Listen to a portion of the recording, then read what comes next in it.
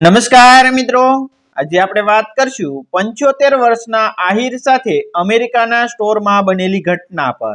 અમેરિકાના ઠંડા અને ચમકતા શહેરના એક શાંત ખૂણે એક નાનું એપાર્ટમેન્ટ હતું, જ્યાં રહેતા હતા રઘુભાઈ આહિર। ઉંમર લગભગ 75 વર્ષની, ચહેરા પર વૃદ્ધાવસ્થાની ઝાંઝવા સ્પષ્ટ દેખાતી, પણ આંખોમાં હજુ પણ ગૌરવ અને સ્વાભિમાનનો તેજ ઝળહળતો હતો।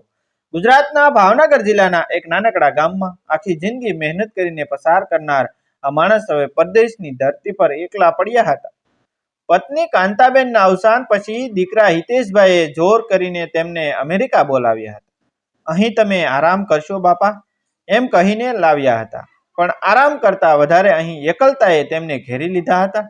દિવસ દરમિયાન દીકરો અને વહુ બંને નોકરીએ જતા, ઘરમાં માત્ર શાંતિ અને દિવાલો સાથે વાતો કરતા રઘુભાઈ ક્યારેય બારી પાસે ઊભા રહીને તેઓ બહારની સફેદ બરફથી ઢંકાયેલી સડકોને જોતા અને મનમાં વિચારે કે આપણું ગામ કેટલું સરસ હતું, ત્યાંના લોકો કેટલા પોતાના લાગતા। આંખોમાંથી અચાનક પાણી ટપકતું, પણ તરત જ પોતાને સંભાળી લેતા, કારણ કે આહિર હતા, દિલના મજબૂત।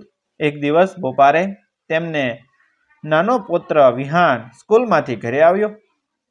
ચહેરા પર નિર્દોષ સ્મિત અને આંખોમાં ચમક। દાદાને ચુંબન કરીને બોલ્યો કે દાદા, આજે મને સ્કૂલમાં ફળ વિશે શીખવ્યું અને મને દાડમ ખાવું છે। આ એક સાદું વાક્ય હતું, પણ રઘુભાઈના દિલમાં જાણે કોઈ તાતણે ઝંઝણાટી પેદા કરી। કાંતાબેનને દાડમ ખૂબ ગમતું। તેમને યાદ આવી ગયા તે દિવસો જ્યારે ગામમાં પોતાના બગીચામાંથી દાડમ તોડી લાવતા। રઘુભાઈએ ધીમેથી લાકડી હાથમાં લીધી, વિહાનનો હાથ પકડીને સ્મિત સાથે બોલ્યા કે ચાલ બેટા, આજે દાદા તને દાડમ ખવડાવશે। બાળક ખુશીમાં ઝૂમી ઉઠ્યો। બહાર નીકળ્યા, ઠંડી હવા ચહેરા પર અથડાઈ। રઘુભાઈ સોલ વધુ જોરથી લપેટી, લાકડીના ટેકાથી ધીમે ધીમે ચાલતા, દરેક પગલું જાણે તેમની ઉંમરની કસોટી લઈ રહ્યું હતું, પણ પુત્ર માટેનું પ્રેમ તેમને આગળ ધપાવી રહ્યું હતું। થોડા સમય પછી તેઓ એક મોટા સુપર સ્ટોરમાં પહોંચ્યા। ત્યાં જ લાઇટો, ચમકતા શેલ્ફ અને અજાણ્યા ચહેરાનું આ બધું રઘુભાઈ માટે બિલકુલ અજાણ્યું હતું। તેઓ ધીમે ધીમે અંદર ગયા। વિહાન તો ઉત્સાહમાં દોડતો જતો। ફળોના વિભાગ પાસે પહોંચતા જ વિહાનની આંખો ચમકી ઉઠી। દાદા, દાડમ, એમ કહીને તે દોડીને આગળ વધ્યો અને એક લાલ છટાક દાડમ હાથમાં લઈ લીધું। વિહાનના હાથમાં દાડમ હતું અને પાછળથી એક કડક અવાજ ગૂંજ્યો, એ ડોન્ટ ટચ ઇટ। તરત જ એક ગોરા કર્મચારીએ વિહાનને જોરથી ધક્કો માર્યો। વિહાન જમીન પર પડી ગયો। રઘુભાઈની આંખોમાંથી પહેલી વાર અમેરિકાની ચમક નહીં, પણ અપમાનની આગ સળગી ઉઠ્યો। વિહાન જમીન પર પડતા જ તેની આંખોમાંથી આંસુઓ ધોધમાર વહેવા લાગ્યા। નાનકડું બાળક દુઃખથી નહીં પણ અપમાનથી કંપી રહ્યું હતું। દાદા, એના મોઢેથી નીકળેલો એક શબ્દ રઘુભાઈના હૃદયમાં વીજળી સમો વાગ્યો। રઘુભાઈના પગ કંપી ઉઠ્યા। લાકડીનો ટેકો વધુ મજબૂત પકડી લીધો। તેઓ તરત જ નીચે વાંકા થઈને વિહાનને ઊભો કરવા લાગ્યા। બેટા, કશું નથી થયું, દાદા છે ને, એમ કહીને તેને શાંત કરવાનો પ્રયત્ન કર્યો, પણ અંદરથી તેઓ પોતે તૂટી રહ્યા હતા। એ દરમિયાન તે ગોરો કર્મચારી ફરી ગુસ્સામાં બોલ્યો, તમે લોકો સમજો છો શું? નહીં, અહીં બધું ખરીદ્યા વગર હાથ લગાડવાનો નહીં, ગંદા હાથથી ફળ બગાડી નાખશો। આ શબ્દો માત્ર બોલાયેલા નહોતા, એ દરેક શબ્દ રઘુભાઈના સ્વાભિમાનને ઘાયલ કરી રહ્યો હતો। રઘુભાઈ ધીમેથી નજર ઊંચી કરી। આંખોમાં પાણી હતું, પણ અંદરથી અગ્નિ સળગી રહ્યો હતો। તેઓ કંઈ બોલ્યા નહીં, માત્ર શાંત અવાજમાં પૂછ્યું, બેટા, આ દાડમનો ભાવ શું છે? કર્મચારીને જાણે મજાક લાગી। તે હસ્યો, તમે ખરીદશો? આ સસ્તું નથી, પ્રીમિયમ છે। પાછળ ઉભેલા કેટલાક લોકો પણ હળવું હાસ્ય। કોઈએ ધ્યાન ન આપ્યું કે એક વૃદ્ધ માણસનો સ્વાભિમાન ત્યાં તૂટી રહ્યો હતો। કર્મચારીએ મશીનમાં જોઈને કહ્યું કે આ દાડમ $25 આ સંખ્યા સાંભળતા જ રઘુભાઈના હાથમાંથી લાકડી છૂટી ગઈ। ટકરાવનો અવાજ થયો। થોડા ક્ષણ માટે સમય જાણે થંભી ગયો। રઘુભાઈના મગજમાં ગામના દિવસો ફરી, ત્યાં તો આખું દાડમ અપાતું અને અહીં એક દાડમ માટે $25। વિહાન હજુ પણ રડી રહ્યો હતો। દાદા, મને દાડમ જોઈએ। આ અવાજે રઘુભાઈને પાછા હકીકતમાં ખેંચી લીધા। તેમણે ધીમેથી પોતાના હાથમાં પહેરેલી સોનાની જૂની વીંટી કાઢી। એ વીંટી માત્ર સોનું નહોતી, એ તેમની જીવનભરની મહેનત અને યાદોની પ્રતીક હતી। કાંતાબેને તેમને લગ્ન વખતે પહેરાવી હતી, રઘુભાઈ એ વીંટી કર્મચારી તરફ લંબાવી, આ રાખ બેટા, હું પૈસા લઈને આવું છું, દાડમ રાખી દે, દાડમ આપી દે. સ્ટોરમાં એકદમ શાંતિ છવાઈ ગઈ. કોઈને વિશ્વાસ નહોતો આવતો કે એક વૃદ્ધ માણસ પોતાના પુત્ર માટે આટલું કરી રહ્યો છે. કર્મચારી એક ક્ષણ માટે ગભરાઈ ગયો. તેને સમજાયું નહીં કે શું કરવું, પણ એની અંદરનો અહંકાર હજુ જીવતો હતો. તે બોલ્યો, ઓકે, પણ જલ્દી આવજો, નહીં તો આ વીંટી મારી. રઘુભાઈએ કોઈ જવાબ આપ્યો નહીં. તેમણે વિહાનનો હાથ પકડી લીધો, લાકડી ફરી ઉચકી અને ધીમે ધીમે સ્ટોરમાંથી બહાર નીકળ્યા. બહાર ઠંડી હવા ફરી ચહેરા પર વાગી, પણ આ વખતે તે ઠંડી નહોતી લાગતી. અંદરનું દુઃખ વધારે કઠોર હતું. દરેક પગલું હવે ભારે લાગતું હતું. વિહાન શાંત થઈ ગયો હતો, પણ દાદાના ચહેરા તરફ જોઈને પૂછ્યું કે દાદા, આપણે દાડમ લઈશું ને? રઘુભાઈ થોડી ક્ષણ માટે અટક્યા. આંખોમાંથી આંસુ સરકી ગયા, પણ તરત જ સ્મિત બનાવીને બોલ્યા, હા બેટા, દાદા ક્યારેય વસન તોડતા નથી. એ શબ્દ સાથે એક એવો સંકલ્પ જન્મ્યો. રઘુભાઈ ધીમે ધીમે લાકડીના ટેકે ટેકે આગળ વધી રહ્યા હતા. દરેક પગલું જાણે તેની ઉંમર અને પરિસ્થિતિ સામેની લડાઈ બની ગયું હતું.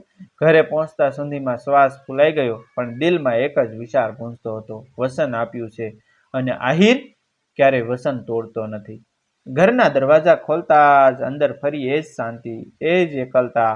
પણ આજે એ શાંતિમાં એક અજાણી શુભન હતી. વિહાન સોફા પર શાંત બેસી ગયો. તેની આંખોમાં હજુ પણ આશા હતી. દાદા, હવે દાડમ આવશે? રઘુભાઈ ધીમે ધીમે પોતાના રૂમમાં ગયા. જૂના કબાટ સામે ઊભા રહ્યા. હાથ કંપી રહ્યા હતા. કબાટ ખોલતા જ અંદર ગોઠવેલા થોડા કપડાં, જૂના કાગળો અને એક નાની લોખંડની ડબ્બી દેખાય. એ ડબ્બી માત્ર વસ્તુ નહોતી, એ તેમની આખી જિંદગીનો સંચય હતી. તેમણે ધીમેથી ડબ્બી ખોલી. અંદર થોડા ડોલર હતા, ખૂબ જ ઓછા, એટલા ઓછા કે $25 પૂરા થાય નહીં. એક ક્ષણ માટે રઘુભાઈના ચહેરા પર નિરાશા છવાઈ ગઈ. આંખોમાં પાણી આવી ગયું. શું હું આજે મારા પૌત્ર માટે પણ કંઈ કરી શકતો નથી? આ વિચાર તેમને અંદરથી તોડી રહ્યો હતો. પણ અચાનક તેમની નજર દિવાલ પર લટકતા એક ફોટા પર પડ્યો. કાંતાબેનનો ફોટો. એ જ સ્મિત, એ જ પ્રેમ. જાણે ફોટામાંથી અવાજ આવ્યો, તમે ક્યારેય હાર્યા નથી રઘુ, આજે પણ નહીં. રઘુભાઈ આંસુ પોંછ્યા. તેમણે કબાટમાંથી ફરી શોધ્યું. એક જૂનો કાપડનો થેલો કાઢ્યો. તેમાં થોડા વધુ પૈસા હતા, થોડા સિક્કા, થોડી નોટો. બધું ભેગું કર્યું, હાથમાં ગણીને જોયું. હજુ પણ થોડું ઓછું હતું. એક ક્ષણ માટે તેમણે વિચાર્યું કે હવે શું કરવું, પણ તરત જ તેમની આંખોમાં દ્રઢતા આવી. તેમણે પોતાની જેબમાંથી જૂનું ઘડિયાળ કાઢ્યું. આ ઘડિયાળ તેમને તેમના પિતાએ આપ્યું હતું. તેને હાથમાં લઈને તેઓ થોડા પળ માટે સ્થિર થઈ ગયા. યાદો ફરી તાજી થઈ ગઈ, પણ આ વખતે લાગણી કરતા ફરજ મોટી હતી.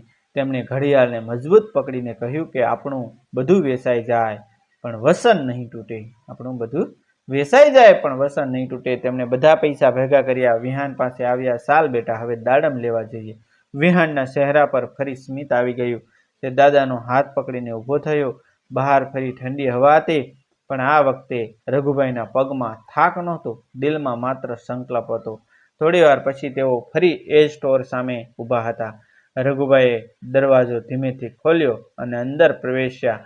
કરતા જ એ જ કર્મચારીની નજર ફરી તેમની પર પડી, પણ આ વખતે કંઈક બદલાઈ ગયું હતું. સ્ટોરની અંદર ફરી એ જ તેજ લાઇટો, એ જ લોકો, પણ આજે વાતાવરણમાં કંઈક અલગ જ ભાર હતો.